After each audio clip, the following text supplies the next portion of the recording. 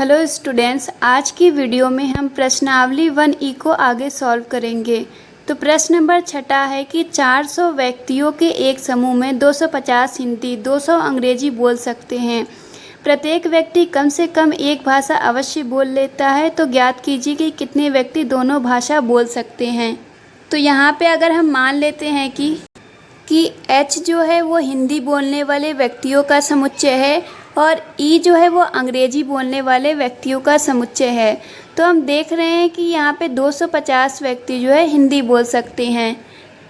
तो इसका अर्थ हुआ कि अगर हम हिंदी बोलने वाले समुच्चय में अवयव की संख्या देखेंगे तो ये 250 हो जाएगी, क्योंकि यहाँ पे 250 व्यक्ति हैं। और अगर हम अंग्रेजी बोलने वाले व्यक्ति देखें तो यहाँ पे 200 हैं, इसलिए ई में उपस्थित अवयव की संख्या 200 हो जाएगी। अब यहाँ पे देखा जा रहा है कि टोटल 400 व्यक्ति हैं, तो अगर कोई व्यक्ति वो हिंदी बोल रहा हो, अंग्रेजी बोल रहा हो या फिर अगर वो दोनों लैंग्वेज बोल रहा हो, तो उसको हम दिखा सकते हैं H यूनियन E से। और हम जानते हैं कि इस समुच्चय में सभी लोग आ जाएंगे, तो इस समुच्चय के अवयव की संख्या यहाँ पे बराबर हो जाएगी टोटल व्यक्तियों के नंबर के, यानी 400 के। तो यहाँ पे हमें इतनी चीज़ें ज्ञात हैं। अब हमें ज्ञात करना है कि कितने व्यक्ति जो हैं दोनों भाषाएं बोल सकते हैं, मतलब हिंदी भी और अंग्रेजी भी। तो हिंदी और अंग्रेजी दोनों के लिए अगर हम व्यक्तियों को देखें तो उसको हम इंटरसेक्शन से ज्ञात करेंगे। इंटरसेक्शन का मतलब होता है और। तो यहाँ पे हम देख रहे हैं कि इस समुच्चय में वो लोग आएंगे जो हिंदी भी बोलेंगे और अंग्रेजी भी बोलेंगे। तो यानी हमें ज्ञात करना है कि इस समुच्चय में कितने अवयव या कितने लोग होंगे। तो पिछली वीडियो में हमने एक फॉर्मूला देखा था, दो समुच्चयों के संघ में उपस्थित अवयव की संख्या जो है बराबर होती है उस दोनों समुच्चयों के अलग अलग अवयव की संख्या, और फिर माइनस कर देंगे दोनों समुच्चयों के सर्वनिष्ठ में उपस्थित अवयव की संख्या। तो यहाँ पे हम देख रहे हैं कि ये वैल्यू हमें ज्ञात है, ये वैल्यू भी ज्ञात है और ये भी, और इसको हमें फाइंड करना है। तो बस वैल्यू को पुट करना है और हमारा आंसर आ जाएगा। अब अगला प्रश्न हम देखते हैं, प्रश्न नंबर 10। तो इसमें दिया हुआ है कि 35 छात्रों की एक कक्षा में 18 छात्रों ने गणित लिया है, 12 छात्रों ने गणित लिया है लेकिन विज्ञान नहीं लिया है। तो उन छात्रों की संख्या ज्ञात करनी है जिन्होंने दोनों विषय लिए हैं, और उन छात्रों की भी संख्या ज्ञात करनी है जिन्होंने विज्ञान तो लिया है लेकिन गणित नहीं लिया है। तो यहाँ पे हम देख रहे हैं कि हमारे प्रश्न में दो तरह के छात्र हैं, एक छात्र जिन्होंने गणित लिया है और एक जो है विज्ञान लिए हैं। तो यहाँ पे हमें दो समुच्चयों को मानना होगा कि यहाँ पे M जो है वो गणित पढ़ने वाले छात्रों का समुच्चय है, और S हम मान लेते हैं कि साइंस यानी विज्ञान पढ़ने वाले छात्रों का समुच्चय है। तो चूँकि दिया हुआ है कि यहाँ पे 35 छात्र हैं और 35 ने या तो गणित लिया होगा या विज्ञान या फिर दोनों ही सब्जेक्ट लिया होगा, तो उस कंडीशन में हम देख सकते हैं कि उसे हम लिखेंगे M यूनियन S से, जिसे हम कहेंगे कि गणित पढ़ने वाले छात्र साइंस या फिर दोनों सब्जेक्ट पढ़ने वाले छात्र हो जाएंगे। तो इनकी कुल संख्या जो होगी ये बराबर हो जाएगी पूरे कक्षा की छात्र के, तो ये 35 हो जाएगी। अब इसके बाद देखा जा रहा है कि 18 छात्रों ने गणित ले लिया है, यानी M में जो अवयव की संख्या होगी वो यहाँ पे 18 हो जाएगी, और 12 छात्र ऐसे हैं जिन्होंने गणित तो लिया है लेकिन विज्ञान नहीं लिया है। तो उसके लिए हम देख रहे हैं कि उन छात्रों को ले लेते हैं जो गणित पढ़ते हैं, लेकिन इसमें से हमें उनको हटाना है जो साइंस पढ़ रहे हैं। तो इसके लिए हम साइंस वाले छात्रों को यहाँ से माइनस कर देंगे, तो ये M-S बराबर हो जाएगा 12। और फिर इसके बाद है कि उन छात्रों की संख्या ज्ञात करनी है जिन्होंने दोनों विषय लिए हैं, तो दोनों यानी गणित और साइंस। तो और दिखाने के लिए यहाँ पे हमें इंटरसेक्शन यानी सर्वनिष्ठ यूज़ करना होगा। तो हमें इसमें अवयव की संख्या ज्ञात करनी है, और हमें ये भी ज्ञात करना है कि कितने छात्र ऐसे हैं जिन्होंने विज्ञान तो लिया है लेकिन गणित नहीं लिया है।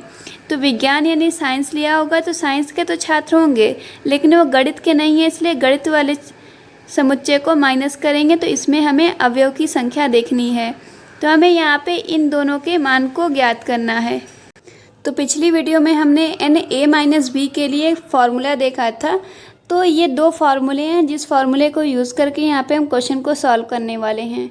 तो पहला फार्मूला है जिसमें हम देख रहे हैं कि एन ए माइनस बी में अवयव की संख्या बराबर होगी पहले समुच्चय के अवयव की संख्या में से। हमें दोनों समुच्चय के समुच्चयों के जो सर्वनिष्ठ है उसके अवयव की संख्या को माइनस करना है, या फिर अगर हम दोनों समुच्चयों का यूनियन ले रहे हैं तो उनके अवयव की संख्या से हमें दूसरे समुच्चय के अवयव की संख्या को माइनस करना होगा। तो चूँकि हम देख रहे हैं कि प्रश्न में हमें m इंटरसेक्शन s निकालना है, तो यहाँ पे अगर हम पहले वाले फॉर्मूले को यूज़ करें तो यहाँ पे हमें इंटरसेक्शन मिल सकता है। तो यहाँ पे हम लिख सकते हैं कि m माइनस s में अवयव की संख्या बराबर हो जाएगी पहले समुच्चय के अवयव की संख्या माइनस दोनों के इंटरसेक्शन में अवयव की संख्या। अब हम मान को रखते हैं, इसका मान है 12 और इसका मान है यहाँ पे 18 और इस मान को हमें ज्ञात करना है।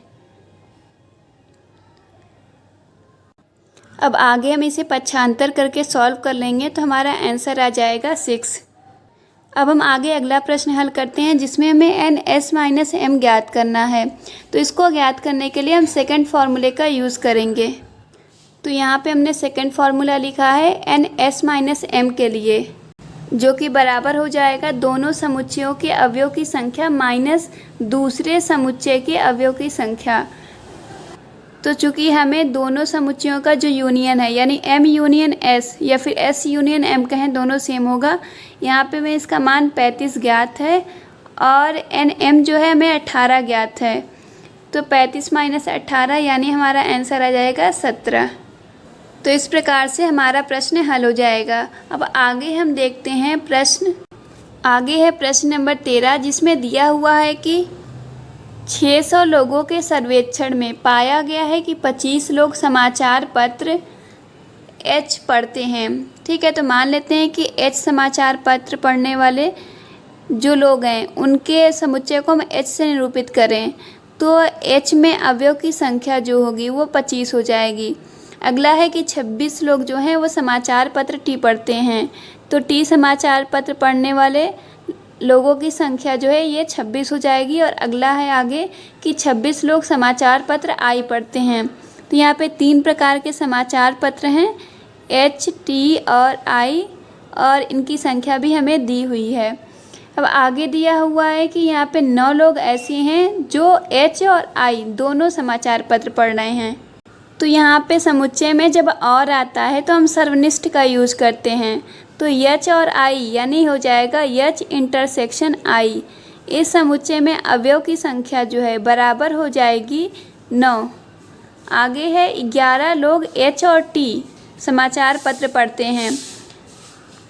तो यहाँ पे हो जाएगा H इंटरसेक्शन T में अवयव की संख्या बराबर 11 और 8 लोग जो हैं वो T और I समाचार पत्र पढ़ते हैं। तो T इंटरसेक्शन I में अवयव की संख्या जो है ये 8 हो जाएगी। और इसके अतिरिक्त कहा जा रहा है कि 3 लोग जो हैं तीनों समाचार पत्र पढ़ते हैं, यानी तीनों में हम देख रहे हैं कि H intersection I intersection T हो जाएगा और इसमें अवयव की संख्या जो है ये 3 हो जाएगी। तो हमें ज्ञात करना है कि कम से कम एक समाचार पत्र पढ़ने वाले की संख्या क्या होगी, यानी हमें कुल लोगों की संख्या ज्ञात करनी है। तो यहाँ पे हम देख रहे हैं कि कुल 60 व्यक्ति हैं, लेकिन ये 60 व्यक्ति समाचार पत्र नहीं पढ़ते हैं। तो हमें उन लोगों को निकालना है या ज्ञात करना है जो समाचार पत्र पढ़ते हों, कम से कम एक पढ़ते हों, यानी 1, 2, 3 जितना भी वो पढ़ते हों। तो इसका अर्थ हुआ कि हमें निकालना है कि वो व्यक्ति जो H समाचार पत्र पढ़ते हों या के लिए हम यूनियन लगाते हैं, तो या T पढ़ते हों या फिर वो I समाचार पत्र पढ़ते हों। तो चूँकि या वर्ड यूज़ किया जा रहा है, मतलब कि एक पढ़ते हों या फिर ये पढ़ते हों या ये पढ़ते हों, या फिर इसमें दोनों भी पढ़ने वाले हो सकते हैं या फिर तीनों पढ़ने वाले भी हो सकते हैं। तो हमें ऐसे लोगों की संख्या ज्ञात करनी है। तो इसके लिए फॉर्मूला है H union T union I के अवयव की संख्या बराबर H के अवयव की संख्या प्लस T के अवयव की संख्या प्लस I के अवयव की संख्या। फिर आगे हम दो समुच्चय लेंगे और उनके सर्वनिष्ठ के अवयव की संख्या को माइनस करेंगे। तो यानी H और T के सर्वनिष्ठ के अवयव की संख्या को माइनस करते हैं, फिर T और I के सर्वनिष्ठ के अवयव की संख्या को माइनस करेंगे, फिर I और H के सर्वनिष्ठ के अवयव की संख्या को माइनस करेंगे और फिर लास्ट में हम तीनों समुच्चयों के अवयव के सर्वनिष्ठ के अवयव की संख्या को प्लस कर देंगे। तो इस फॉर्मूले में रखना है और रख कर सॉल्व करना है। तो सिंपली वैल्यू यहाँ पुट करते हैं। ये है 25, इसकी वैल्यू है 26, यहाँ से सारी वैल्यू रख रहे हैं। ये भी 26 है। फिर इसके बाद है एच इंटरसेक्शन टी का मान है यहाँ पे 11 और फिर टी इंटरसेक्शन आई का मान है यहाँ पर 8 और एच इंटरसेक्शन आई का मान है 9। तो इन सबको माइनस किया फिर प्लस कर देंगे इस मान को। आगे सॉल्व कीजिएगा। सॉल्व करने पे आपका आ जाएगा 52। बी में है कि ऐसे व्यक्तियों की संख्या ज्ञात करनी है जो ठीक एक समाचार पत्र पढ़ते हों। तो इसके लिए हम फॉर्मूला देखते हैं कि अगर ठीक एक समाचार पत्र पढ़ने वाले व्यक्तियों की संख्या ज्ञात करें तो हम इसके लिए पहले जो एक समाचार पत्र पढ़ने वाले व्यक्ति हैं, ठीक है, तो उनके अवयव की संख्या को सबसे पहले हम प्लस कर लेंगे। फिर हम देखेंगे कि दो समुच्चय का जो सर्वनिष्ठ होगा उनके सर्वनिष्ठ के अवयव की जो संख्या होगी उनका दोगुना करेंगे और दोगुना करके उसको हम इसमें से माइनस करेंगे और फिर लास्टली हम इसमें जो तीनों समुच्चयों का सर्वनिष्ठ होगा उसके अवयव की संख्या के 3 गुने को इसमें प्लस करना है। तो बस यहाँ पे आपको वैल्यू रखनी है। सारी वैल्यू ज्ञात है, ऊपर दी हुई है। यहाँ पे 25, 26 और ये 26। फिर यहाँ पे आपको वैल्यू दी है 11, तो यहाँ पे आपको 2 गुणे 11 करना होगा। फिर यहाँ पे आप लोग को लिखना होगा 2 गुणे 8 माइनस 2 गुणे 9 और फिर प्लस हो जाएगा 3 गुणे 3। अब इस प्रश्न को आगे सॉल्व करके आंसर आप ज्ञात कर सकती हैं। तो इसी तरीके से प्रश्नावली के अन्य प्रश्नों को भी हल करना है। तो सभी प्रश्नों को हल कीजिएगा। जो प्रश्न नहीं आएंगे उसको आप पूछ सकती हैं।